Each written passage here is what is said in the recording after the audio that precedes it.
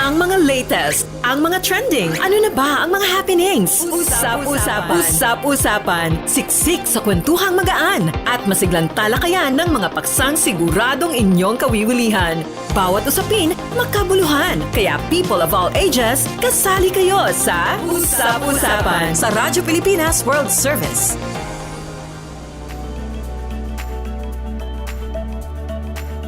Okay, magandang araw po sa ating mga tagapakinig at taga-subaybay dito po sa Himpilang Radyo Pilipinas World Service. Narito na naman po ang ating programang Usap-usapan kung saan tatalakayin po natin ang mga issue ngayong linggo, no, na talaga namang kailangan nating malaman, no? Kaya ito, meron po tayong mga inihandang panauhin para sa programa. Syempre kasama niyo pa rin po ako, Bea Gaza de Guzman. At napapanood po tayo sa Radyo Pilipinas World Service official Facebook page at YouTube channel. At syempre, available na rin po tayo sa tinatawag nilang online radio o iyong audio streaming. Kaya naman para sa hindi pa nakakatry nito, subukan nyo na po. Pwede nyo pong i-download ang ating Evox PBS Receiver app sa inyo pong mga Google Play Store kapag kayo po ay Android user at sa Apple Store naman po sa mga Apple phone user, iPhone phone user. Okay, so ang mga tatalakayin po natin sa episode ngayong araw ng Usap-usapan, syempre, itong road safety pa rin po at itong bagong pahayag ng Land Transportation Office o LTO patungkol sa pagpapatupad nila ng lifetime license revocation. Nariyan din po ang usapin ng edukasyon dahil nabansagan po tayong weakest po sa English, ano? Kaya naman makakausap natin mamaya ang Commission on Higher Education para alamin kung ano po yung tugon nila doon sa gustong mangyari ng ating Pangulong Ferdinand R. Marcos Jr. na ibalik ang Philippine ranking bilang highest literacy o bilang isang bansa na mayroong highest literacy rate sa rehiyon ng Asia. At kaugnay pa rin po ng edukasyon ay makakasama naman po natin ang isang opisyal ng Mapua University para naman po ipakilala sa atin itong bagong kurso na kanilang iniaalok upang makasabay naman po tayo sa artificial intelligence at kung paano po ito dinidevelop para hindi naman po tayo maging user lamang. Okay, so hindi na po natin patatagalin.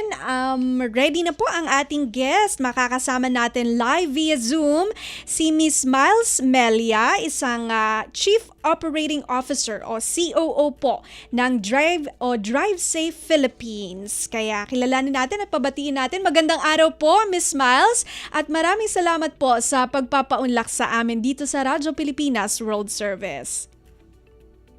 Magandang araw, Bea, at magandang araw sa lahat ng tagapanood at yung tagapakinig. Ayan. Naku, kung hindi nyo po na itatanong ay si Miss Mels po, matagal ko na pong kilala. Siguro nakikita nyo na rin yung kanyang face dati, no, sa sikat na broadcasting company. At natutuwa tayo na tayo ay kanyang pinagbigyan. Marahil si Miss Mels po ay naka-day off ngayon. It's a Saturday. So, very grateful po kami na kami po ay sinamahan ninyo sa programa. Ngayon, una muna po ipakilala natin ang Drive Safe Philippines, Miss Miles. Kailan po ito binuo at ano po ang layunin ng Drive Safe PH? Maraming salamat sa pagkakataon, no? Yes, it's a Saturday and it's actually sports fest ng aking anak. Kaya nandito ako ngayon sa nag-break lang muna. To answer your question, DriveSafe.ph or Drive Safe Philippines, it was an idea born around 2012 by our founder, Mr. Andrew Competente. And he thought of having a driver education through an online platform. So, kung matatandaan natin sa mga millennials dyan o sa mga young ones, ONCE. Kapag kukuha tayo before ng student permit, bago yung Mm-mm. driver's license, Yes. yung proseso noon ay pupunta ka sa LTO tapos mag-a-apply ka. And that's it. With the Republic Act 10930, naging mandatory na yung pagkuha ng 15-hour theoretical driving course. Mm-mm. Around 2021, alam natin lahat, pandemic ito, we became a partner of Land Transportation Office in delivering the TDC. Alam natin kasi 'di ba pandemic, Mm-mm. hindi makakapunta sa mga driving schools yung mga estudyante. That was the time na naging perfect yung timing na pwede na yung online. So it Mm-mm. started with a pilot test and then we became the online provider of the theoretical driving course with the accredited LTO driving schools in the Philippines. And since then, we became the online platform nga if you want to take the TDC Mhm. instead of face-to-face or instead of availing the free TDC. Mhm. Okay, medyo nawala ang ating connection, no? So, pinag-uusapan natin tong online course, no? Starting the pandemic ay pwede na po siyang kuhanin online, no? At isa po itong Drive Safe Philippines. Dito po sa mga nagbibigay ng online courses na ito bilang ito po ay online theoretical driving course provider. Kagaya po ng ipinapaliwanag sa atin ni Miss Miles kanina, no? At nag-start ito 2012 at syempre ito po ay sa pakikibahagi pa rin po or pakikipag-ugnayan o kolaborasyon sa Land Transportation Office para naman po ang ating mga nag-a-apply ng driver's license ay makasunod po doon sa ipinatutupad na requirement.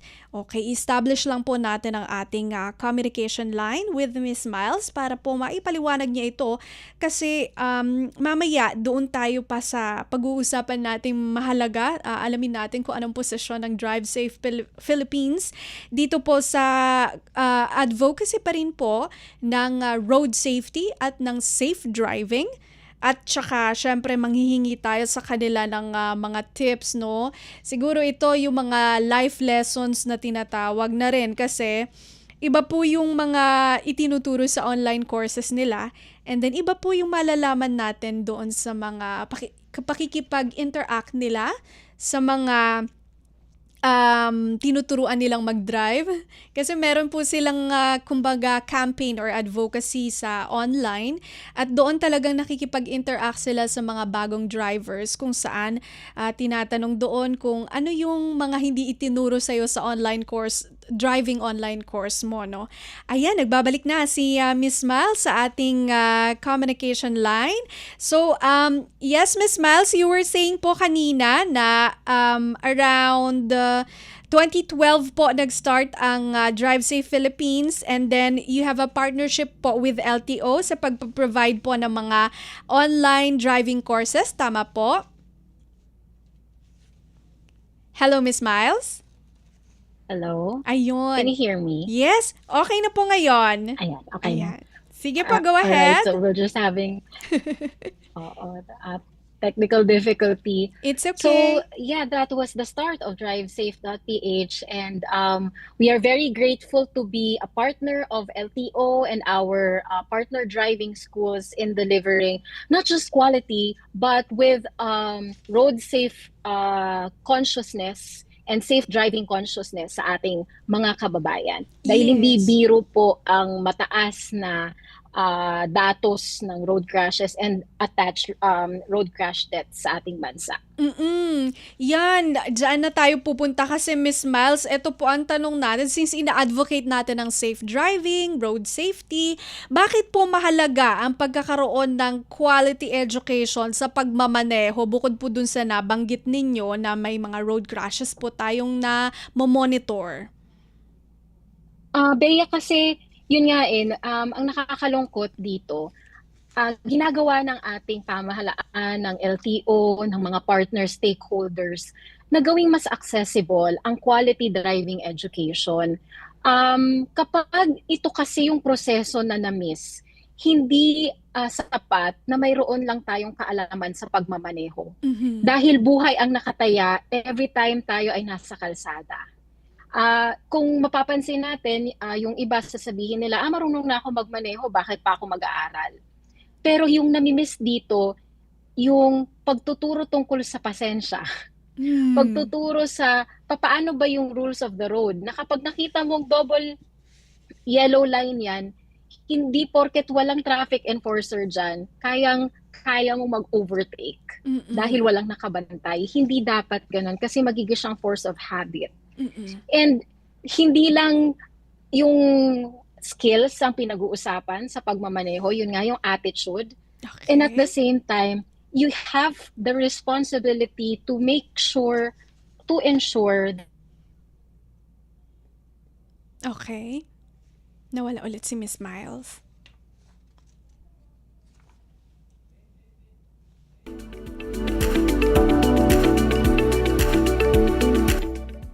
Yun, mahalaga po yung sinabi niya na hindi lang dapat kung paano magmaneho. Dapat kasama din doon sa inaaral natin yung skills and attitude ng driving. Interesting to, no? Kasi sa panahon ngayon, marami po tayong mga nababalitaan na road rage, no? So, ito, itatanong din natin to sa kanya, yung mga pamamaraan kung paano makaiwas sa road rage. Kasi dito tayo talagang siguro kung may grading system sa pagmamaneho ay talagang marami po ang hindi ano bang tawag doon? Makakapasa, no? Pero ang goal natin is paano ba tayo maging, ano bang tawag doon? Paano natin ma-ace yung ating driving lesson. So, sige, itatry po natin. Siguro, if we cannot do Zoom po, try natin mag-phone patch na lang, ano? So, i-set natin yon. Try natin.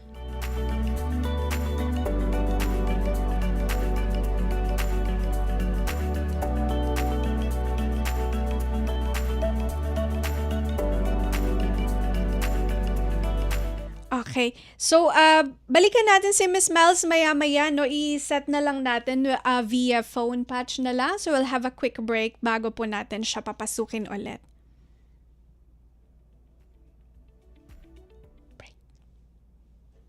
Magandang araw, si Ding Dong Dantes po ito. Kapag may nag-aalburutong bulkan, meron akong reminder sa mga dapat nating gawin. Tandaan lang ang MMG. M. Makinig sa payo ng mga otoridad.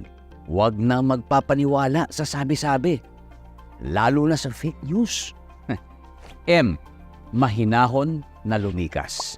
Bago umalis, isara muna natin ang mga pinto at bintana para hindi pasukin ng abo ang inyong bahay. G. Go bag. Make sure na may nakahandang emergency go bag na may lamang damit, gamot, pagkain, tubig, pera at face mask. Madali lang tandaan, hindi ba? Mag-MMG ka lang kapag may nagbabadyang pagputok ng bulkan. #panatag ang may alam. Maging panatag Pilipinas. Mas pinadali na ang government transactions sa tulong ng eGovPH Super App. Pwedeng-pwede mo nang magawa ang lahat ng ito. I-download ang eGov app sa iyong smartphone o tablet mula sa App Store o Google Play Store. Pagkatapos, ilagay ang iyong mobile number at i-authenticate gamit ang one-time PIN o OTP para marehistro ang iyong account. Saka ilagay ang iyong mga pangunahing impormasyon at kumpletuhin ang facial recognition technology para sa verifikasyon ng iyong pagkakakilanlan. Para sa mas mabilis at mas maayos na serbisyong panggobyerno, gamitin na ang eGovPH Super App. Itinuloy na po natin ang zero balance billing. Libre po.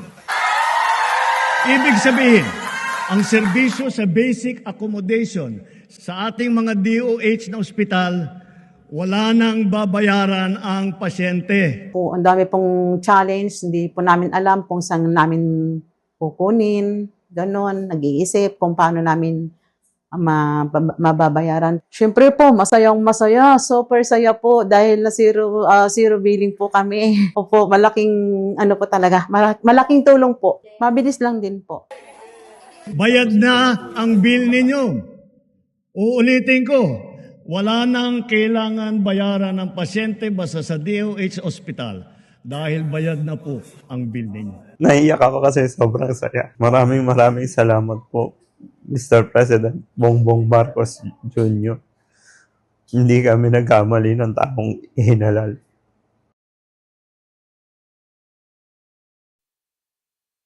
This is a public service announcement. Discipline is the key. Umiwas sa aksidente sa daan. Ang pagmamaneho ay may kaakibat na responsibilidad, hindi basta mapaandar lang ang sasakyan. Kilatisin ang sarili, ang kahandaan sa manibela, siguruhing inyong konsentrasyon ay hindi magagambala. Importante rin na ating laging isipin, init ng ulo ay huwag pairalin, bagkus kaligtasan ng lahat ang siyang dapat unahin. Isang mahalagang paalala mula sa Presidential Broadcast Service at Radyo Pilipinas, Radyo Publiko 738. This is a public service announcement. From PBS, Presidential Broadcast Service at Radyo Pilipinas, Radyo Publiko 738. Anong latest? Usap-usapan. Dito sa Radyo Pilipinas World Service. Okay, nagbabalik po ang ating programang Usap-Usapan. Ako pa rin po ang inyong kasama sa programa, Bea Gaza de Guzman. Dito pa rin po sa Himpilang Radyo Pilipinas World Service. Siyempre, live nyo po tayo napapakinggan at napapanood sa Facebook live streaming, sa official Facebook page po ng Radyo Pilipinas World Service, maging sa YouTube channel. At available na rin po tayo sa online radio at saka audio streaming. Download nyo lamang po ang ating Evox PBS receiver app. Sige, pagpatuloy na po natin ang ating talakayan with Miss Miles Melia. So, ina-explain po niya kanina na ito pong pag-aaral ng driving ay hindi lamang po ito para sa kumbaga paano matuto sa pagmamaneho, yung actual na pagmamaneho, kundi kailangan din pong matutunan yung attitude at iba pa pong mahahalagang skills sa driving. So balikan natin si Miss Miles.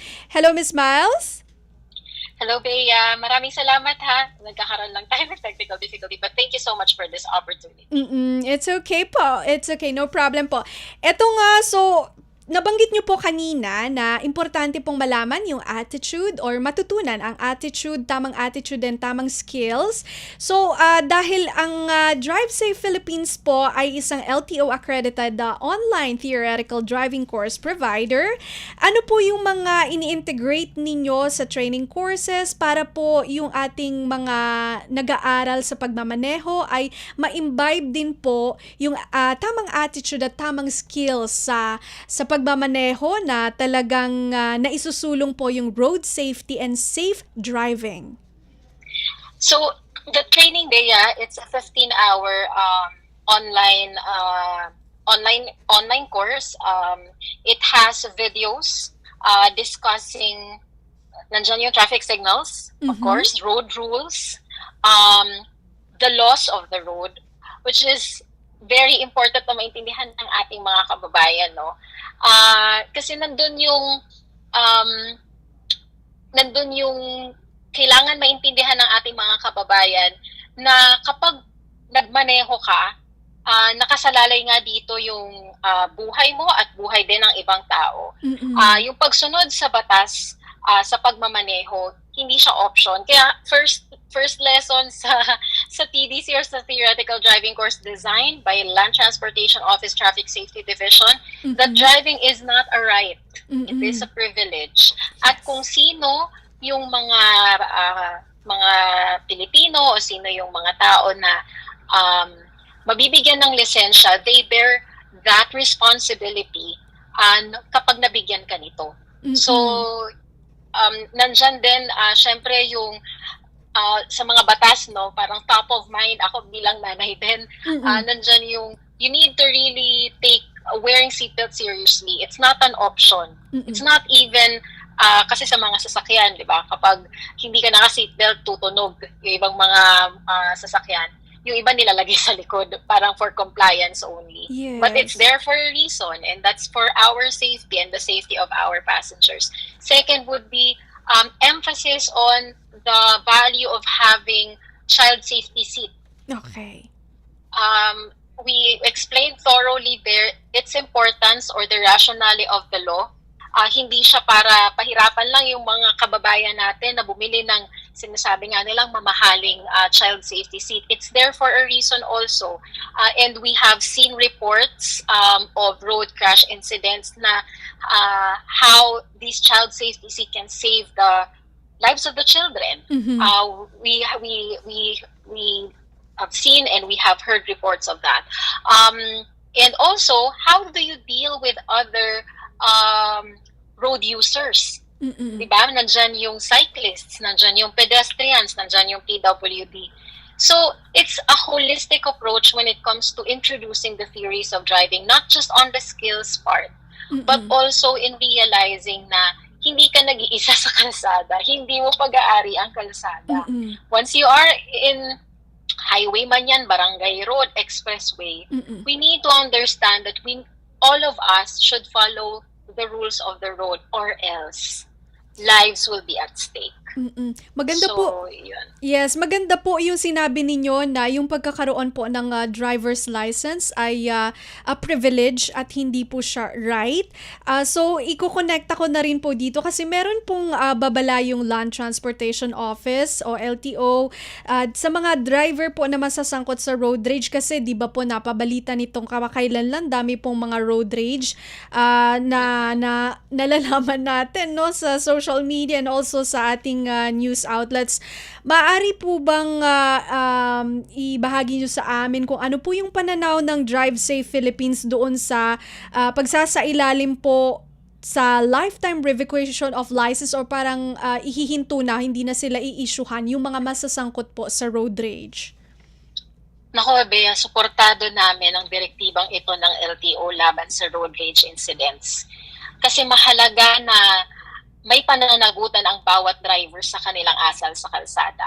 Ngunit para sa amin sa Drive Safe.ph, ang tunay na solusyon ay prevention. Ito yung paghubog ng ugali at disiplina bago pa man sila mabigyan ng student permit, bago mabigyan ng lisensya, at bago pa man sila humawak sa manibela. Kaya malaking pundasyon sa road safety ang quality driver education, pero kahit anong quality pa yan, Bea, kung dadaan ang ating mga kababayan sa fixer, for example, which cut short the process, kailangan kasing pag-usapan din to, no? Yes. Na sa kabilangan ng efforts ng ating gobyerno na mas maging accessible, padaliin yung proseso, mas maging affordable at the same time, mayroon pa ring mga dahil siguro yun yung pinaka-accessible din para sa kanila.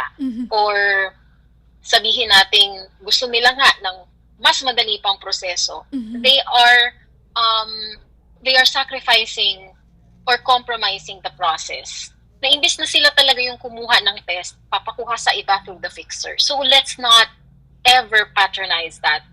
By not patronizing them, fixers will stop, number one.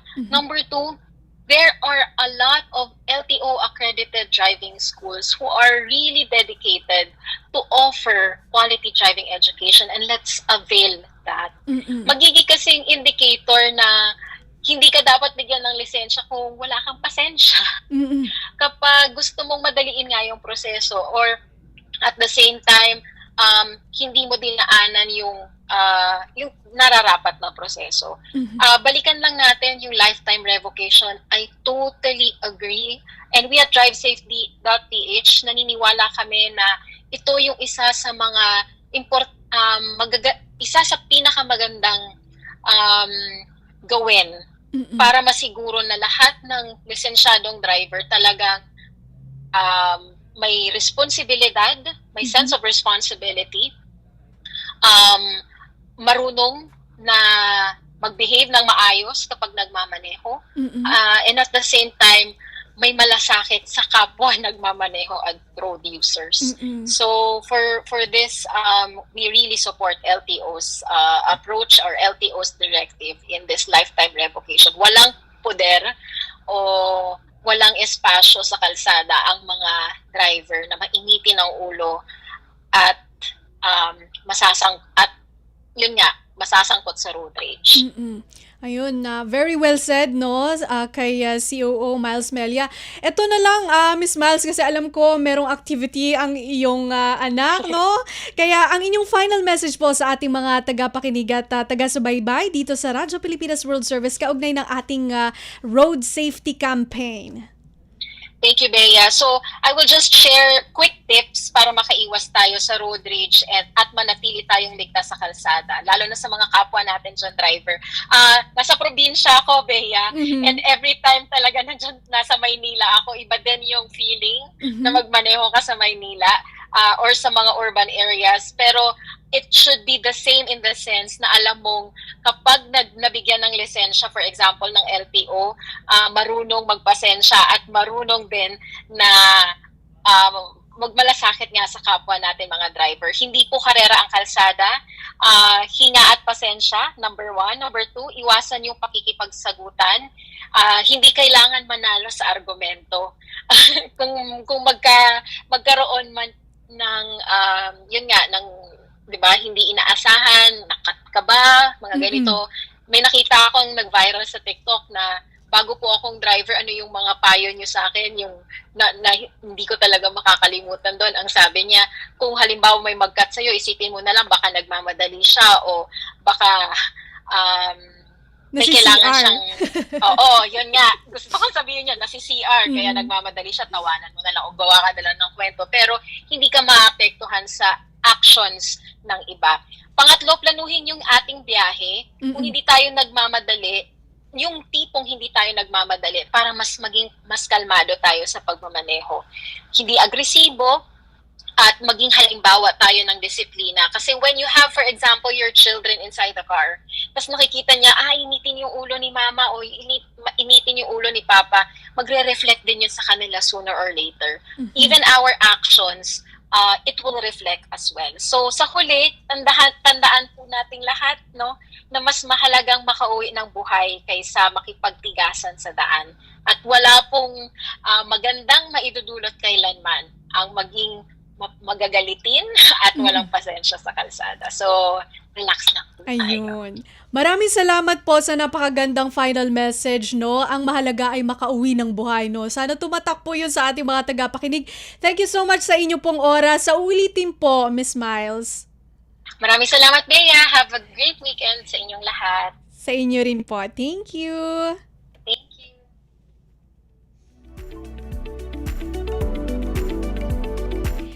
Yan po si Miss Miles Melia, ang Chief Operating Officer ng Drive Safe Philippines. Kaugnay pa rin po ng kanilang pananaw sa ito ngang lifetime license revocation po para naman po sa kumbaga kaparusahan ng mga nasasangkot sa road safety.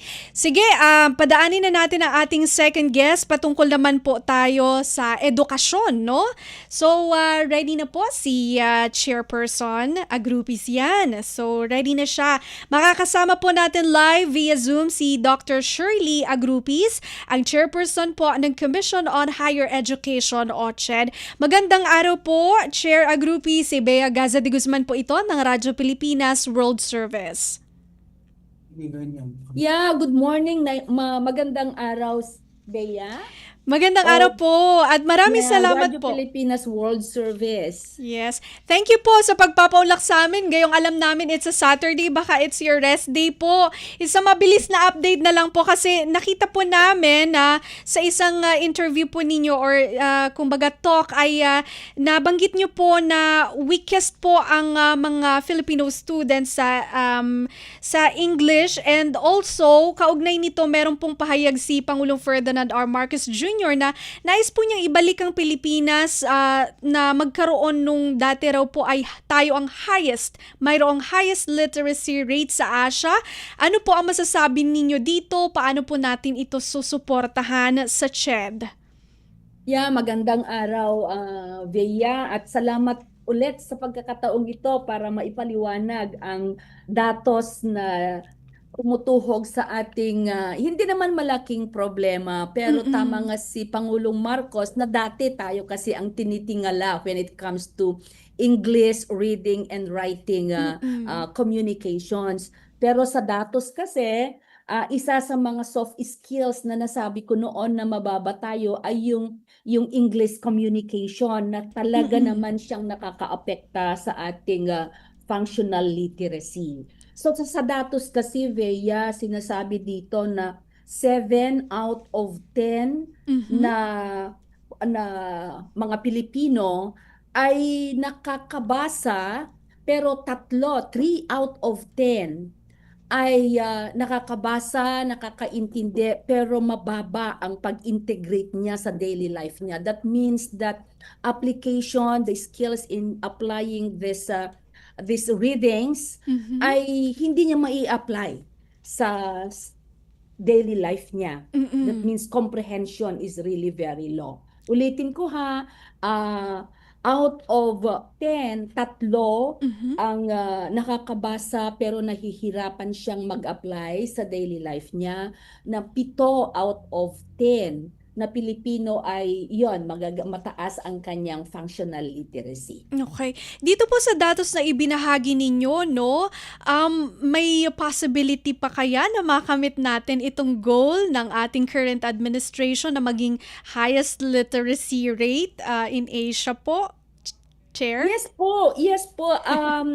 With the very strong collaboration na namin with DepEd, Department of Education, and TESDA, with EDCOM 2, ay kailangan na nag-iistratehiya na kami kung paano iaangat or aalisin yung 3% ng 3 out of 10 na Pilipino na mababa ang kanyang functional literacy. So marami po kaming programa sa aming kolaborasyon with TESDA and DepEd. We are co-developing yung functional literacy assessment tool to help identify learners' intervention prior to entry sa TVET and college higher education. Sa higher education naman, nag-release na kami ng CMO nung July lang ng guidelines for micro-credentials development. So ito'y micro-credential na ito ay mga modulars na ibibigay natin sa mga mag-aaral out of school youth or yung mga nag-aaral sa elementarya. Okay. Ito po yung sabi ninyong mga partnership, parang programs na rin po ng CHED in collaboration with other agencies para po tugunan ito. So ito na lang po, meron po ba tayong kumbaga yung program in particular na mag-a-address kung paano palalakasin yung English communication skills sa ating po mga mag-aaral? Yes, unang-una is itong functional literacy assessment na ginagawa namin between na collaborative effort ng TESDA, DepEd, CHED ay para ma-identify natin ang target group. We are devising a strategy na ito'y group na ito ay medyo mababa, ito ay mataas, so that we will devise a module para itaas. Kasi kahit mataas yung 70% functional literacy natin, 30% is still big. So we are targeting the 30% functional illiterate na kasama natin. So dito sa CHED naman, na we are capacitating yung mga higher education institutions in the development of micro-credentials. Of course, data-driven ito kung ano ang kailangan ng mga estudyante.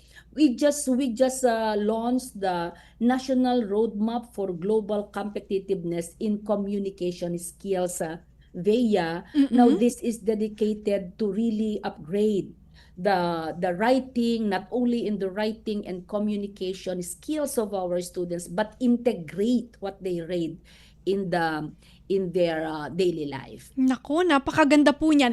National Roadmap for English Competency Skills. Meron na po ang CHED, no?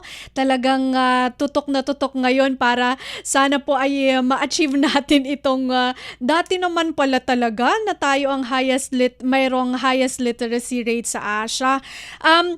Bago po ang inyong final message, Chair Agrupis, nakita rin po namin kahapon lang actually na ang DOST po ay nakikipag-partner din sa inyo para tutukan din naman po yung pagbuhay sa interes ng mga estudyante sa science naman. So, paano nyo po ito isasagawa in the future po? Yes, kasama sila. In fact, hindi lang DOST VEA ang aming kinakapartner ngayon dahil sa aming Achieve Reform Agenda in Higher Education, which is dedicated to really upgrade or sustain or increase, strengthen the accessibility of education and quality. Kailangan namin talagang makibagay sa lahat ng ahensya. For the Yes. Department of Science and Technology, marami din kasing scholarship na ino-offer at marami ding binibigay na pera for research sa activity ng mga higher education natin. Gusto namin walang masayang na pera. So we are going to craft a program paano sasaluhin ng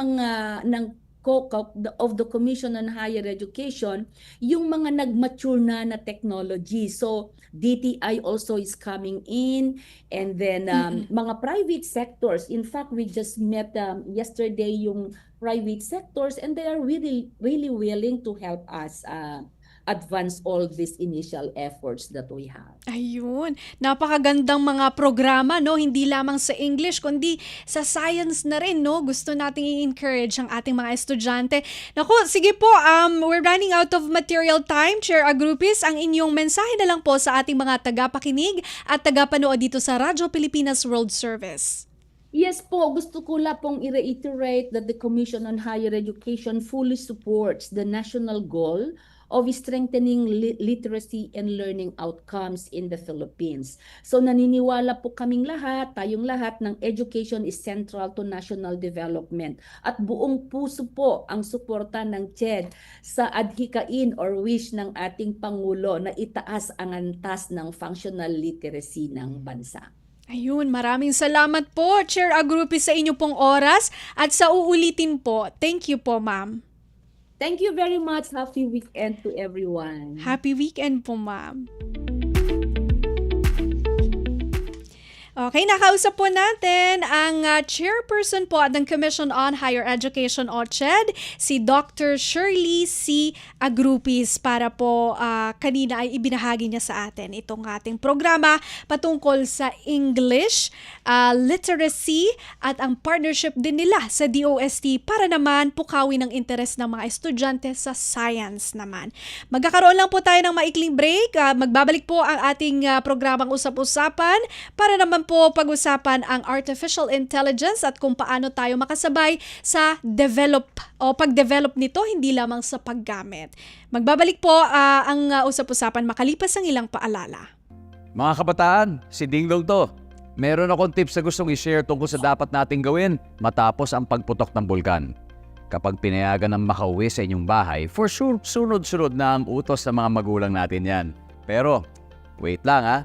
Siguraduhin may takip pa rin ang bibig at ilong dahil masama sa kalusugan ang paglanghap ng volcanic ash.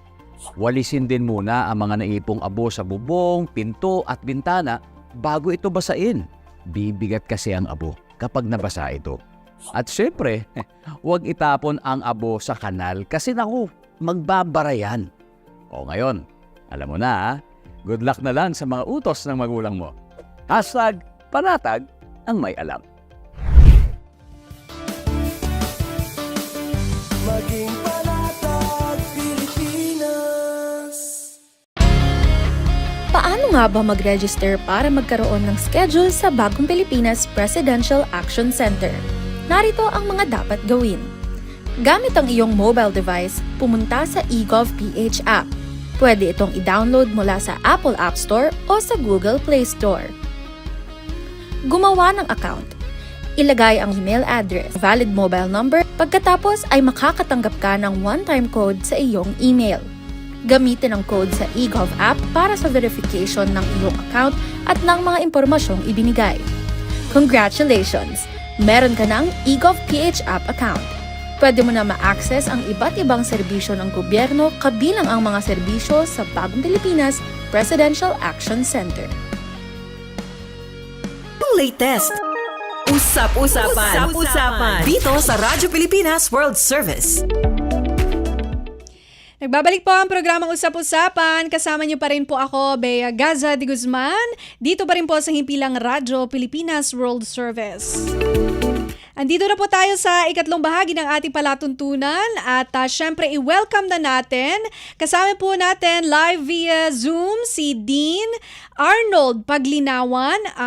Siya po ang Dean ng School of EECE o Electrical, Electronics and Computer Engineering ng Mapua University para po pag-usapan natin yung bagong alok nila na Bachelor of Science in Artificial Intelligence Engineering program. At sa kanya po malalaman natin kung paano tayo makakasabay sa pag-develop ng AI para naman po hindi lang po tayo maging user. Magandang araw po, Dr. Paglinawan. Si Bea Gaza de Guzman po ito ng Radyo Pilipinas World Service. Magandang umaga po, Ma'am Bea. Maraming salamat po sa pagpapaunlak sa amin. Alam ko po na it's a Saturday at perhaps it's your rest day po. So thank you po at pinagbigyan nyo kami. Unang-una sa lahat, syempre, i-congratulate ko muna po ang Mapua University na monitor namin. Kahapon lang ay inawardan po kayo ng AI Innovation Award dyan po sa Mapua dahil po dito sa Premier Engineering and Technological programs po ng inyong school. So congratulations po, Dean Paglinawan.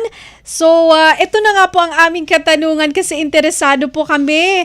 Ang kauna-unahang school na nagkaroon ng AI course. Paano po ba ito nangyari? Ano po ang nag-udyok sa Mapua University na gawin o pasimulan itong Bachelor of Science in Artificial Intelligence Engineering program, sir? Okay, again magandang umaga po, Ma'am Bea.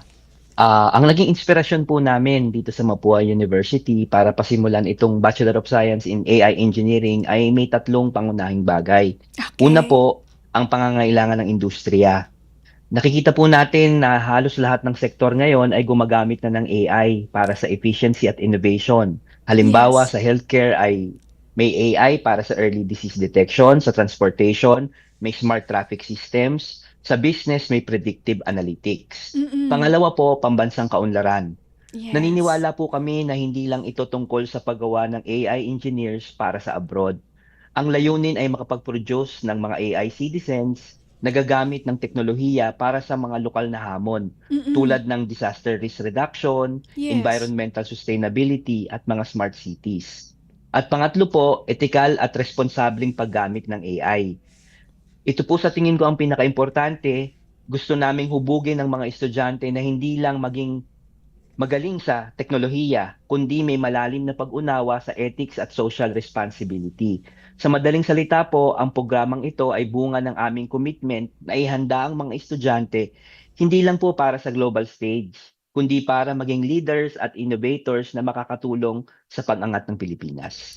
Ayun, napakaganda. Talagang i-incorporate na sa iba't ibang sektor, health, transport, business. Siyempre, para po ito sa national development and nation building na sinasabi niya, yun yung ikalawa. And of course, para ituro yung ethics ng AI. Kasi siyempre, hindi lang tayo yung gawa ng gawa. Kailangan din po matutunan yung mga mahahalagang aral at kung ano yung makatao or just sa paggamit ng AI, no? In consideration of other people. Curious kami, Dean Paglinawan, ito po bang offer nyo ng course na ito ay nag-start na po ba sa Mapua University? Yes po, Ma'am Bea. Nagsimula na po nito nitong aming first term po ng academic year 2025-2026, ngayon pong Agosto. Okay. Nag-start na pala nitong August lang, Yes no? po. Yes. Okay. And Dean, marami po bang interested o nag-enroll doong unang semestre po ng inyong AI course? Napakagandang katanungan po, no? Hindi po namin ini-expect na marami nga pong magiging interesado kasi po ito ay bagong programa ng Mapua. Pero marami naman pong ang naka-enroll na ngayon. As of this time po, meron po kaming 16 na estudyanteng naka-enroll sa programang ito po. Okay.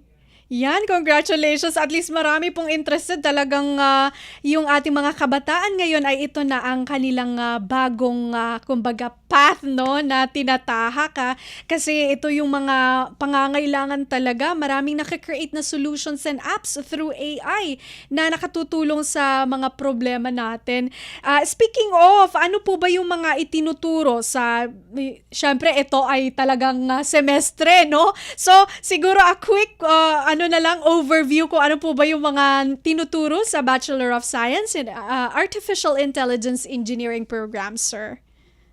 Yes, ma'am.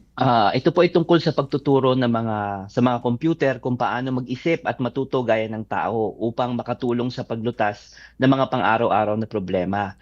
Pinagsasama po dito yung engineering, science ng computer at datos upang makalikha ng mga matatalinong sistema tulad ng mga app na nakakalikha ng muka o yung tinatawag nating computer vision, yung mga nagre-rekomenda ng mga pelikula, yung katulad po sa Netflix, Okay. tumutulong po sa doktor sa pag-diagnose ng sakit, o kahit sa pamamahala ng trapiko sa mga lungsod. Sa Mapua po, matututo ang mga estudyante sa programang ito kung paano bumuo at paghusayin ang mga intelligence system na ito bilang paghanda sa mga karera ng mga industriya, lalong nagiging digital at otomatiko araw-araw.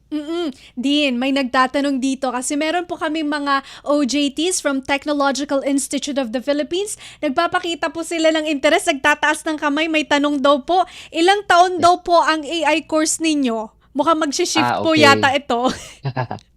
Same rin lang po sa ibang engineering programs namin dito sa Mapua. It is 4 years din po. Ayun, 4 years narinig nyo Okay, eto naman din, bakit sa tingin nyo po relevant o mahalagang pag-aralan ng AI sa panahon ngayon?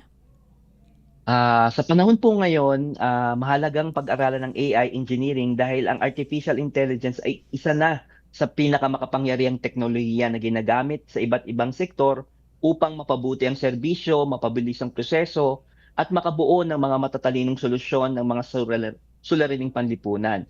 Sa Pilipinas, ginagamit na ang AI, katulad ng na-mention po natin kanina, sa healthcare, edukasyon, agrikultura, transportasyon, BPO, at pamahalaan. Mga larangang kritikal sa pambansang kaunlaran. Ang AI engineering po ay hindi lamang tungkol sa teknolohiya. Ito ay tungkol sa paglikha ng mga sistemang matatalino na may kakayahang matuto, magdesisyon at umangkop sa totoong mundo. Sa Mapua po, ang programang ito ay nakatuon sa interdisciplinary learning, ethical AI development at hands-on experience na naghahanda sa mga estudyante para sa mga karera sa isang digital at otomatikong mundo. Yan, napakaganda. Totoo po yun kasi yung importance naman po niya ay yung pag-integrate sa mga buhay natin. Sabi ni Dean sa agrikultura, ang alam ko po, meron ng nag-develop ng AI na yung itatapat mo lang sa dahon ng tobacco plant ay malalaman na niya kung bakit siya naninilaw at kung ano yung kailangan niya. Tapos meron na rin pong AI para sa asin, no? Sol AI yata yung tawag doon. And also doon sa ating transport, no? Mga AI, yung ano bang tawag doon? Yung merong AI na naghahanap ng ruta para sa'yo para hindi ka mapunta sa traffic. No? AI din yun So, nakakatuwa. Dean, ito po, isa pa pong tanong kasi syempre, dahil nagsa-start pa lang ito at actually kayo po ang pioneer dyan sa Mapua University para po dito sa pag-develop ng course na talagang magtuturo sa mga estudyante patungkol po sa AI. Ano po yung mga hamon natin dito at paano po natin sila tinutugunan? Okay po. Yung pagbuo po ng BSA Engineering, medyo marami pong hamon kaming nangyari. Una po yung pagbuo ng interdisciplinary curriculum. Okay. Dahil ang AI engineering po ay isang bagong larangan na pinagsama-sama ang engineering, computer science, data science, ethics, naging hamon ng pagdisensyo ng curriculum na dapat balanse sa technical, practical at ethical na aspeto. So gumamit po ang Mapua ng malawak na konsultasyon sa iba't ibang departamento tulad ng computer science, electrical, electronics, computer engineering, business, iba pa, at industry partners po upang matiyak na ang curriculum ay makabago, praktikal, at globally competitive. Isa pa po, yung pagsabay ng bilis sa teknolohiya. Yes. Mabilis po ang pag-usbong ng AI technologies tulad ng generative AI, quantum computing, at embedded intelligence. idinisenyo po namin ang curriculum upang maging flexible at future-ready na may mga kursong nakatuon sa emerging technologies. Regular din itong i-update batay po sa industry trends. Okay, ayun. So, at least ito po ay responsive sa needs of the modern time, no? Syempre, kapag science, kailangan ganoon. Hindi tayo maiiwan doon sa lumang kaalaman lamang. Kailangan kung meron pong bagong hamon, nag-a-adapt po para syempre, sabi nga ni Dean, globally competitive and future-ready tayo. Dahil dyan, itatanong na rin namin ito. Dean, may obserbasyon po ang ilang mga eksperto na nanganganib daw po ang ating mga kababayan or tayo, including na rin siguro ako, maging passive consumer lamang ng AI technology sa hilip na maging contributors. Ano po ang masasabi nyo rito? Tama naman po na may panganib na ang mga Pilipino ay magiging passive consumers ng AI kung hindi natin ito aktibong pinag-aralan, ginagamit at nililinang. Ngunit sa pamamagitan ng mga initiatives tulad ng BES AI Engineering Program ng Mapua, bibigyan natin ang mga kabataan ng mga pagkakataong maging aktibong tagapag-ambag sa larangang ito. So ang programa po ay hindi lamang nagtuturo kung paano gamitin ang AI, kung hindi paano bumuo, magdisenyo at mag-innovate gamit ang AI technologies. May mga kurso sa machine learning, computer vision, natural language processing at generative AI. Pati na rin sa AI ethics at responsible innovation na mahalaga upang makalikha ng teknolohiyang makatao at makabuluhan. At isa pa nga po pala, Ma'am Bea, ang Pilipinas po ay may tinatawag na NAIS-PH. Okay. Yun po yung National AI Strategies for the Philippines. Recently lang po nirelease yun. Isa po doon yung to ensure po na lahat ng tao sa Pilipinas ay magiging AI literate po. Ayun, National AI Strategies Philippines, no? Ito naman po yung parang katumbas nung nabanggit naman ni CHED Chairperson Agrupis kanina na National Roadmap for English Competency. So talaga magkakaugnay ito ating mga topic ngayon. Sige po, sir, we're running out of material time. Ang inyong final message na lang po sa ating mga tagapakinig at tagapanood dito sa Radyo Pilipinas World Service sa programang Usap-Usapan. Okay po. Habang sabay-sabay po nating binubuo ang kinabukasan ng AI sa Pilipinas, naway tandaan po natin na ang AI ay hindi ang layunin. Ito ay isang paraan upang bigyang lakas ang ating mga mamamayan.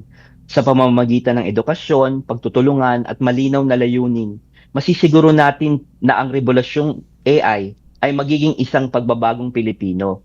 Sama-sama, hubugin natin ang isang mas matalino, mas inklusibo at mas makataong Pilipinas. Hindi po ito tungkol sa paglikha ng mga AI engineers para sa mga pandaigdigang kumpanya. Ito ay tungkol sa paghubog ng mga AI citizens na mag-aangat sa bayan sa pamamagitan ng kaalaman, inobasyon at integridad. Sapagkat sa huli po, hindi po ito tungkol sa Mapua. Ito po ay tungkol sa Pilipinas. Maraming salamat po at magandang umaga po sa ating lahat. Maraming salamat po, Dean. Nako, AI citizens na talagang maalam, no? At responsable sa paggamit ng teknolohiya. Napakagandang mensahe. Maraming salamat po sa inyong oras at natuto po kami sa inyo. Ito nga, itong ating mga OJT, mukhang excited po dun sa course ninyo. So, marami pa po sana kayong mga enrollees dyan sa inyong kurso. Thank you po sa inyong oras at mabuhay po kayo, sir. Mabuhay din po tayong lahat. Salamat po. Thank you.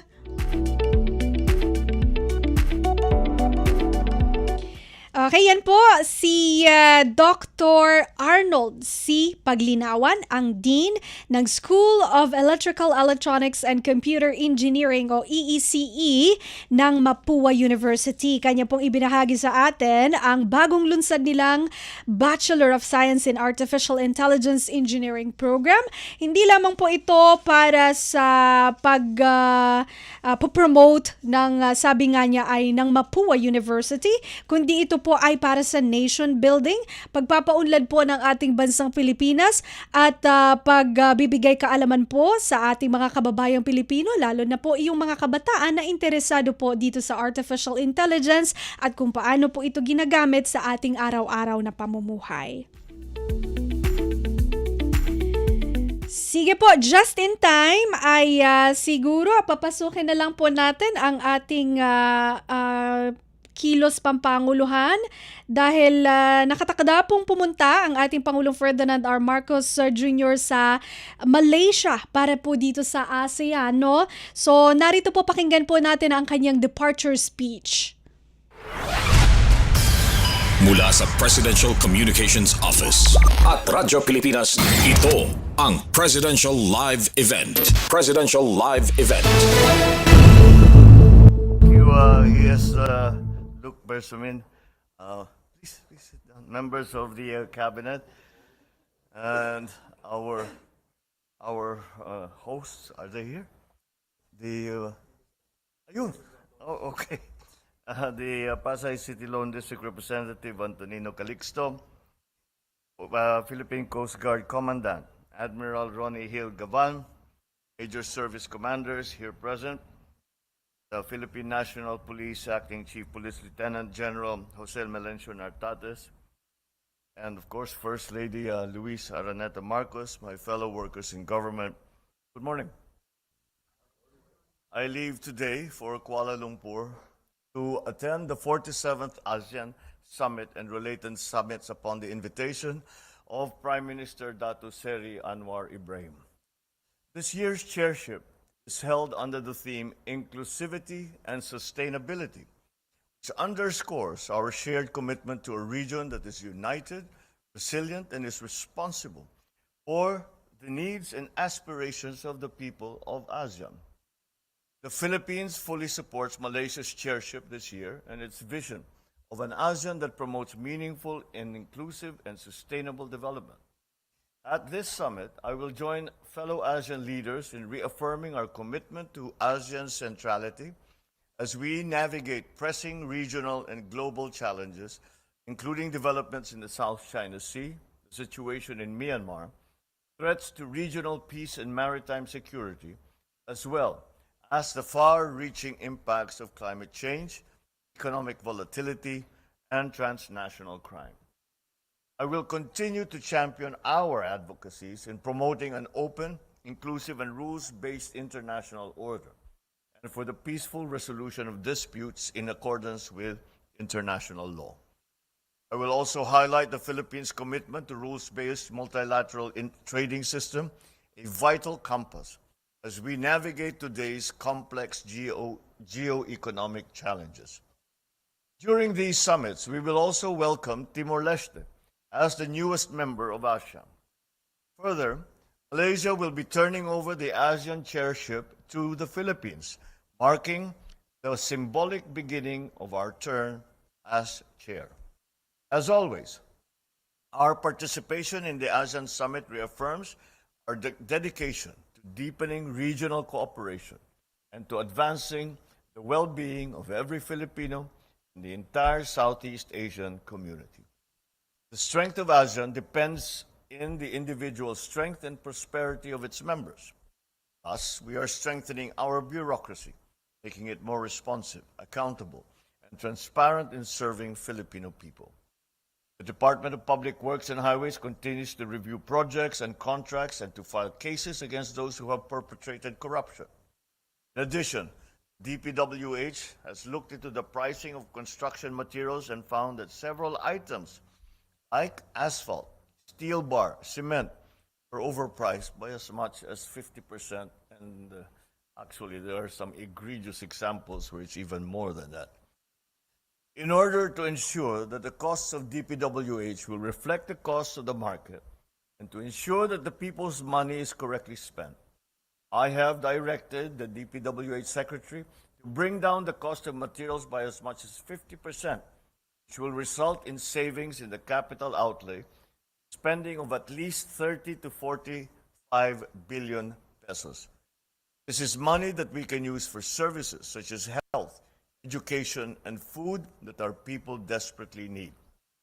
At the same time, the Bureau of Internal Revenue will recalibrate its priorities and ensure that all those found complicit in the irregularities surrounding flood control projects are held fully accountable under the law. We will uphold fairness in our tax system We assure our micro, small, and medium enterprises and large corporations who have been lawfully paying their taxes that you will be treated justly. We are just moving the focus from the MSMEs and from the auditing of large corporations. We are moving those efforts towards these questionable projects that we have been able to find. The Department of Finance has also instructed the BIR to look into the possible exemption of certain taxpayer segments from the obligation of withholding and remitting creditable withholding taxes, and the simplification and lowering of the applicable creditable withholding tax rates. With this, we hope to provide relief to majority of our taxpayers burdened by complex tax compliance requirements without revenues to be foregone. In the same vein, and following my directive on providing tax relief to those who need it the most, our employees, DOF and the BIR have submitted proposals for the increase of the ceilings for the tax-exempt de minimis benefits. As an example, the uniform and clothing allowance of more than 7,000 pesos per year is subject to tax. Since cost of clothing has risen, we are looking at increasing the de minimis ceiling to 8,000 pesos a year. But these changes are not just about numbers. They are about fairness and dignity in the workplace. Every Filipino worker deserves to benefit from the nation's growth. We hear our people's call for government interventions to lower the price of goods, especially food. We are strictly enforcing and monitoring the implementation of the maximum suggested retail price for imported rice. We continue to make available affordable rice, including the 20 peso rice program. The Department of Trade and Industry continues to monitor and work with the manufacturers to temper prices, especially in time for the holiday season. Through these efforts, we aim to build a future-ready Philippines and an ASEAN that is not only competitive, but people-centered and sustainable. Thank you all very much. Good morning.